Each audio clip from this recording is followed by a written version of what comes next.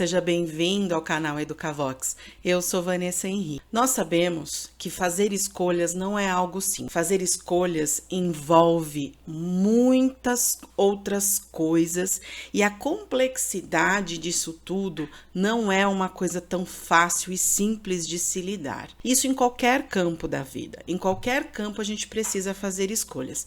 Inclusive, não escolher também é uma escolha. E isto é bem complicado, porque quando você não faz escolhas, em qualquer campo que seja da sua vida, você está dando o direito de outra ou outras pessoas fazerem essas escolhas no seu lugar. E eu sempre digo que para você poder fazer escolhas é necessário ter conhecimento. Eu sempre uso uma frase que eu gosto, que conhecimento é poder. E é disso que eu tô falando. É do poder que a gente tem de fazer escolhas. Quanto mais você sabe, mais condições você tem de fazer boas escolhas ou más escolhas, né? Tudo depende de quais instrumentos do teu repertório, de como você lida com tudo isso. As escolhas estão presentes em todos os campos da nossa vida, seja no campo pessoal, as escolhas que a gente faz, seja no campo profissional, no campo familiar, enfim. Quando você escolhe ir para o embate com alguém, quando você escolhe silenciar, quando você escolhe o que vai fazer da sua vida profissional, o que vai estudar, os livros que vai ler, as pessoas com quem você vai se envolver, nós fazemos escolhas o tempo todo. E quando a vida te coloca diante de algumas coisas e você opta por não fazer escolhas, também já está escolhido. Não fazer escolhas também é uma escolha, e isso nos coloca num lugar muito complicado. Portanto, fazer escolhas sempre será a melhor opção. E para a gente fazer escolhas, a gente precisa ter opções. Quando você fala assim, vou escolher o livro para eu ler, eu tenho que fazer escolhas. Eu vou escolher se eu gosto de literatura, se eu gosto de livros de psicologia, se eu gosto de livros de autoajuda, se eu gosto de livros de contos de terror, se eu gosto de livros de Clarice Lispector, se eu gosto de Jorge Amado, se eu gosto de Ariano Suassuna, se eu gosto de Rubem Alves. Eu só tô falando o autor que eu gosto, vai vendo. Eu vou escolher o que eu gosto, isto o tempo todo. E na escola não é diferente. A gente, enquanto professor, faz escolhas o tempo todo. E as nossas escolhas são escolhas muito sérias. Você já parou para pensar, professor e professora, o peso que tem as suas escolhas pedagógicas? Você já parou para pensar que as estratégias do livro que você escolhe, o jeito de abordar o conteúdo, a atividade que você monta, seja uma atividade individual, em dupla, coletiva, a lição de casa que você envia, todas essas são suas escolhas pedagógicas. E aí eu digo mais, as suas escolhas pedagógicas têm de estar pautadas. Pautadas em quê? No que você se pauta para fazer boas escolhas pedagógicas? Quando a gente fala de planejamento, do plano de ação, né? Aquele planejamento que a gente faz ali semanalmente ou quinzenalmente, aí cada professor, cada rede de ensino tem as suas estratégias. O plano de ação que a gente faz para poder aplicar aquilo que a gente planejou com os nossos alunos, ele é uma escolha extremamente importante. Não pode ser feita de qualquer jeito, porque a sua escolha, professor e professora, ela impacta diretamente no caminho dos teus alunos, na trilha de aprendizagem que os seus alunos vão ter. Portanto, as escolhas, elas precisam ser qualificadas. E para que você qualifique as suas escolhas, você precisa qualificar-se em termos de fundamentação teórica, em termos de vivência, em termos de troca com seus parceiros, em termos de leitura. Hoje em dia a gente tem tanta coisa para poder estudar, a gente tem vídeos, a gente tem cursos online, a gente tem podcast, audiobook. Mano, você tem uma infinidade de coisas para você poder estudar, para você poder aprender com quem sabe mais que você. E às vezes, muitas vezes, a gente é combalido pelo cansaço e a gente acaba optando por não fazer escolhas. E a nossa não escolha impacta em ter estratégias ruins, pouco potentes, que não atingem o nosso objetivo, porque todas as nossas escolhas pedagógicas, as escolhas das nossas estratégias, das atividades, dos livros de leitura, do que eu vou pedir para os meus alunos, enfim, tudo aquilo que a gente escolhe pedagogicamente está pautada nos objetivos, nas habilidades e nas competências que nós queremos desenvolver com os nossos alunos, pensando em ano ciclo, pensando no mapeamento que a gente fez dos saberes dos nossos alunos, enfim, nós fazemos escolhas o tempo todo. A gente faz escolhas o tempo todo, A gente escolhe os objetivos, as competências, as habilidades. A gente olha lá, por exemplo, para a BNCC e BNCC não é currículo. Olha o nome da bichinha, é base, não é currículo. O currículo sai de dentro dessa base e aí cada estado, cada município, cada rede de ensino vai organizar o seu currículo com base nesta base. Para ser bem redundante mesmo, você faz escolhas, você monta o teu currículo com base nesta base curricular, que é uma base boa. É óbvio que sempre tem coisas a melhorar e que bom que a gente pode olhar para as coisas e enxergar que elas podem ser melhoradas.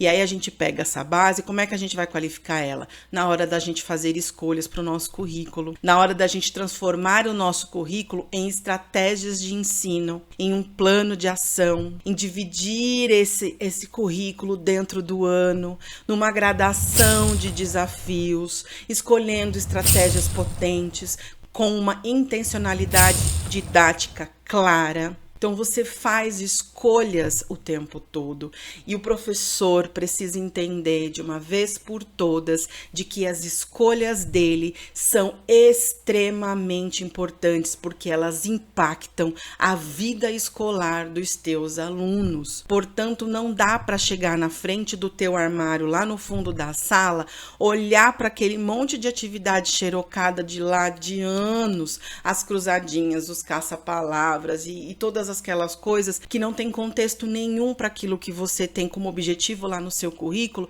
Você para na frente do armário e faz assim, ai, e hoje, o que eu vou dar para os meus alunos hoje? Dou uma cruzadinha com um banco bem óbvia, dou um caça-palavras com um banco também bem óbvio. O que eu faço? Quais as escolhas que eu faço hoje? Gente, não dá para brincar de fazer esse tipo de ação. Isto é deixar de escolher. E aí, na hora que você deixa de escolher aquilo que você realmente quer, de traçar o teu caminho, o que acontece? Você entregou a cruzadinha, entregou o caça-palavras, entregou, sei lá, o que você entregou lá para os teus alunos, que escolheu ali de última hora, o que você está escolhendo não escolher. E aí, isto vai impactar onde? Nos resultados que os seus alunos poderiam ter tido e não tiveram, porque o professor não soube fazer boas escolhas. Então, isto, gente, é o tempo todo assim. Não dá para a gente escolher não fazer escolhas, né? A não ser que a gente desista.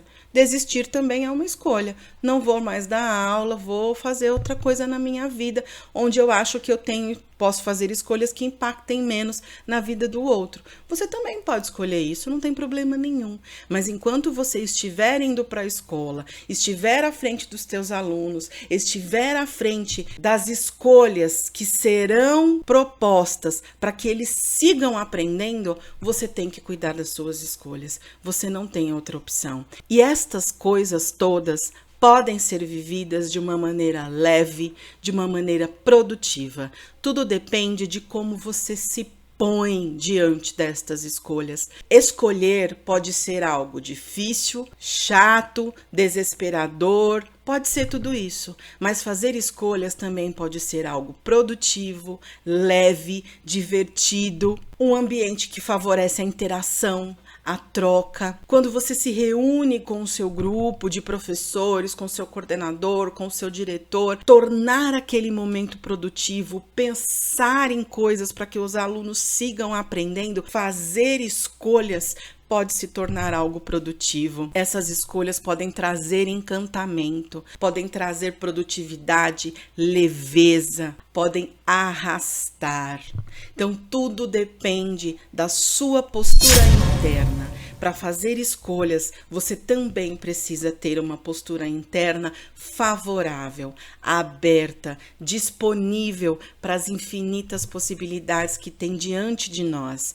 Quando a gente pensa em ensino e aprendizagem, as possibilidades são infinitas, desde que a gente favoreça que essas possibilidades realmente sejam significativas, contextualizadas, engajadoras. É este o nosso propósito enquanto professor. Eu sou coordenadora pedagógica e eu tomo muito cuidado com isso. Eu tomo cuidado quando eu vou tratar lá com os meus professores de mapear aquilo que eles entendem que é demanda formativa deles. Eu também tomo cuidado de olhar para os saberes deles. E como é que eu olho para esses saberes? É na hora que eu vejo uma conversa, às vezes uma conversa informal ali na beira de corredor, na hora que eu vejo a troca que ele faz com seus pares, na hora que eu leio e acompanho esse planejamento, eu consigo identificar junto deles, eles identificam aquilo que é demanda, que eles leem como demanda formativa, e eu identifico aquilo que eles não viram que ainda é demanda formativa, mas que é. E com base no que eu faço isso? Com base no PPP da escola. Nós temos um PPP, o projeto político pedagógico. Isto norteia o trabalho do coordenador pedagógico e tudo tem que estar articulado. O ensino que se quer propor aos alunos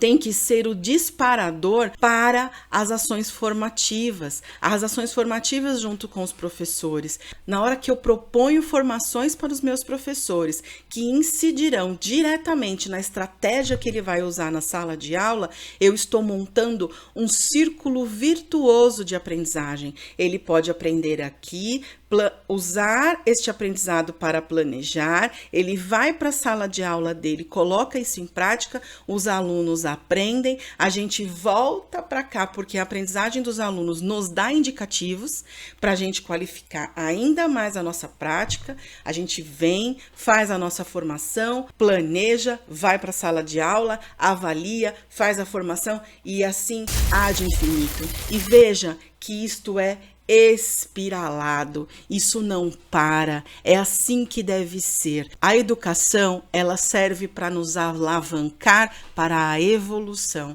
e isso não é só dos nossos alunos, isso é dos nossos professores, isso é de nós coordenadores, que temos que estudar muito para conseguir chegar diante de um professor e contribuir para que ele qualifique o trabalho dele, para que essa qualificação rebata lá na frente nos alunos, para que os alunos aprendam cada vez mais e cada vez melhor. E dessa forma a gente qualifica a educação e a gente segue. Segue.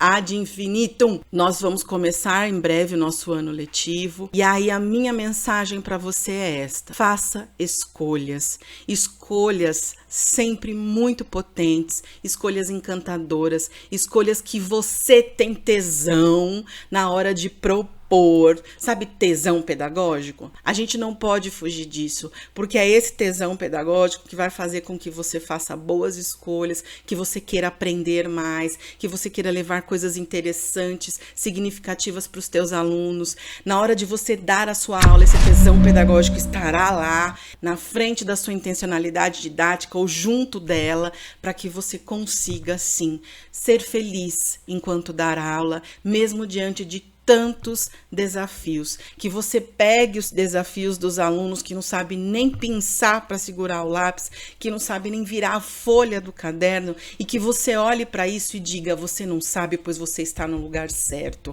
você está aqui e eu vou te ajudar a aprender. Vamos pensar no como nós vamos ensinar e como você pode aprender tudo isso.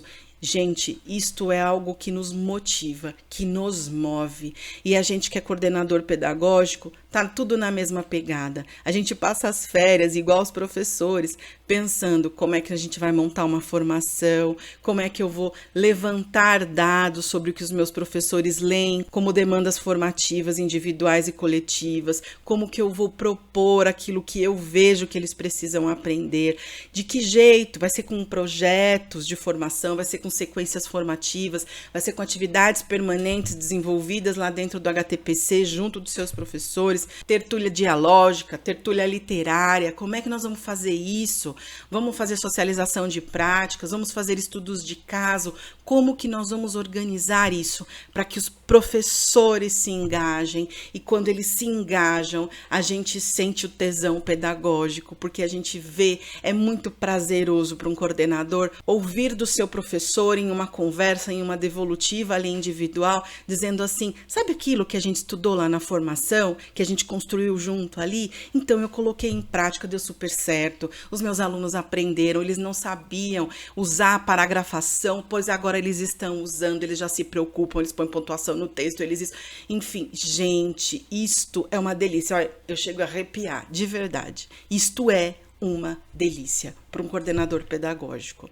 E aí, se tiver algum coordenador pedagógico assistindo aí, coloca aqui embaixo para mim nos comentários. É ou não é uma delícia a gente ter esse tipo de devolutiva? Então, nós coordenadores também precisamos cuidar das nossas estratégias, das nossas propostas, porque elas modelizam. Nós fazemos o tempo todo, conscientemente ou inconscientemente, um trocinho chamado homologia dos processos. E isto a gente precisa cuidar, porque aquilo que a gente propõe modeliza aquilo que os professores também vão propor. E nós precisamos, inclusive, discutir aquilo que cabe para nós enquanto professores, porque aluno não tem que ter pré-requisito para estar na escola, mas professor tem que ter, coordenador tem que ter. Nós prestamos um concurso, passamos por um processo de seleção na rede particular ou na rede municipal, estadual, na rede pública, enfim, nós passamos por uma seleção, e essa seleção nos disse que nós precisamos ter pré-requisitos e que esses pré-requisitos precisam estar o tempo todo em qualificação, formação continuada. Este é o nosso desafio. Então a gente lança a mão de estratégias para nós, a gente lança a mão das estratégias para os nossos alunos, a gente pensa em como o aluno aprende, de que jeito que ele aprende, como eu mobilizo a atenção e o foco do aluno para que ele siga aprendendo, como é que eu faço isso? Tudo isso precisa ser conversado, discutido. Não adianta a gente fazer uma leitura e esperar que o professor entenda que aquela leitura é para ele levar para a sala de aula. Não, eu tenho que ser clara. Eu tenho que dizer, professor, nós vamos ler agora um livro da Marina Colasanti, A Moça Tecelã. E eu vou ler com vocês, nós vamos fazer uma análise de texto bem escrito, nós vamos olhar para a pontuação, para o vocabulário, nós vamos olhar para vários aspectos do texto. Então, isso aqui que eu montei com vocês, nós vamos brincar agora de homologia do processo. Pensa num texto, pode ser esse, pode ser qualquer outro, de qualquer outro autor, mas pensa num gênero, leva para tua sala e faz a mesma coisa. Volta na HTPC que vem e vamos compartilhar, socializar aquilo que a gente vivenciou. Vamos aprender um com a experiência do outro. Isto é incrível, gente. Isto é impagável. Essa é a minha proposta para você de início de ano letivo. Faça escolhas inteligentes, potentes. Coloque o tesão pedagógico como tempero disso tudo. Mexe bem e pau na máquina, porque nós temos muito trabalho pela frente. Quero convidar você a se inscrever neste canal se você ainda não for inscrito. Curta esse vídeo, deixa aqui o seu joinha, o seu like, compartilhe com os seus colegas de trabalho, enfim, compartilhe, porque compartilhar conhecimento também faz parte da nossa formação continuada. Um grande abraço para você e até o próximo vídeo.